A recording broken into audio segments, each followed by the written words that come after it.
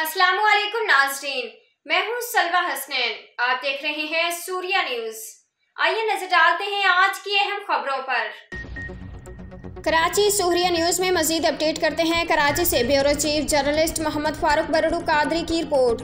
गुज़श्ता रोज़ इतवार के रोज़ वतन मीडिया ग्रुप के ऑफिस में बहुत से सहाफ़ी हजरात ने शिरकत की और बहुत से मसाइल पर गुफ्तगू की और न्यूज़ साल में नया अज़्म के साथ काम के लिए आगे के प्लान के हमारे मेहमानों में तर्जमान वतन के चीफ रिपोर्टर और एडमिनिस्ट्रेटर सरदार मोहम्मद साबिर अब्बासी ने वतन मीडिया हाउस में वतन टाइम्स, वतन पैगाम, आवाज़ वतन और डे न्यूज़ यूट्यूब चैनल के मैनेजिंग एडिटर मोहतरमा फातिमा बलोच, प्रोग्राम डायरेक्टर अरशद अली और हमारे शौकत अली लाखू, जज्बू सिंधी पेपर और वतन पाकिस्तान पेपर के रिपोर्टर सरप्रस्त आला लईक खान और काबिल एहतराम अमजद GSF से ताल्लुक़ रखने वाली शख्सियत से खसूसी मुलाकात की।